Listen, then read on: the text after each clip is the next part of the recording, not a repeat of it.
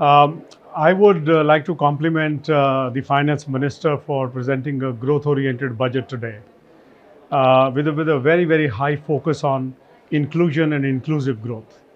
All the seven priorities sectors which she talked about, the priorities, I think clearly encapsulates the entire gambit of manufacturing services, the requirements and the needs of middle class, the segments of society who need hand-holding and support the most from the government. On the focus on infrastructure continues. I think I would say the budget is in continuity on that. 10 lakh crores will make sure that there is a lot of spending by the government, which will generate employment within Manrega and otherwise, and also a huge push on the manufacturing sector. Clearly, on the mobile telephones, she talked about giving customs duty exemptions and concessions. And clearly, the PLI schemes have spurred the manufacturing of not only the mobile telephones but many other sectors, and we are starting to seeing the results of those. Huge investments have gone in. Private sector this year has already put in 4.5 lakh crores. The capacity utilization is hovering around 75%. And I clearly see more investments coming from the private sector. So all in all, if I look at the efforts from the government and private sector put together, it's a roadmap for employment generation. It's a roadmap for higher savings for the middle class, which will lead to consumption, and that will be a virtuous cycle of investments coming in the public and the private sectors both.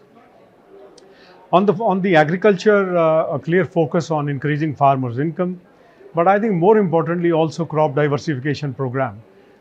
India being the largest producer of millets, the vision to become the global hub for millets and also being the second largest exporter today is a clear sign for the farmers to move towards high value crops where not only the income levels go up, but also for the consumption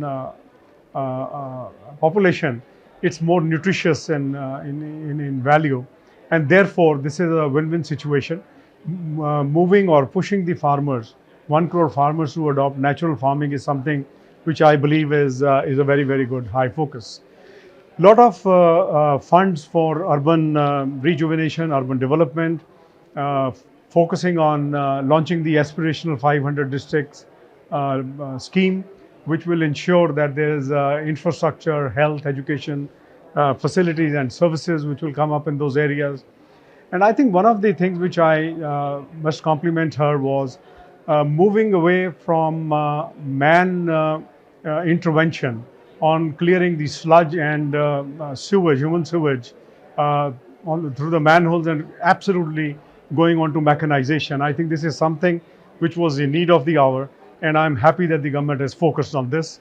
This is the beginning, and I believe we will see results in a phased manner over the next 2-3 years.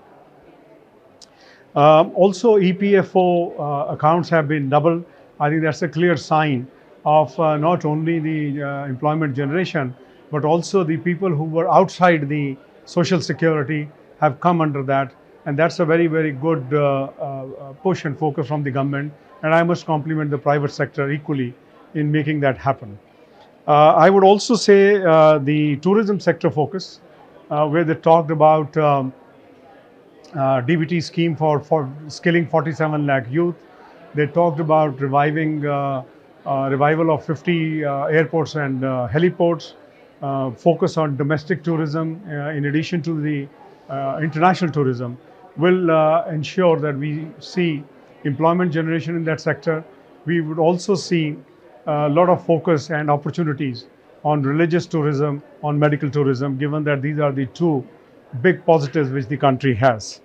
On the tax benefits, that will clearly leave cash in hand, excess liquidity in the hands of the common man, which will lead to higher consumption, and then a virtuous cycle starts on supporting the manufacturing and services.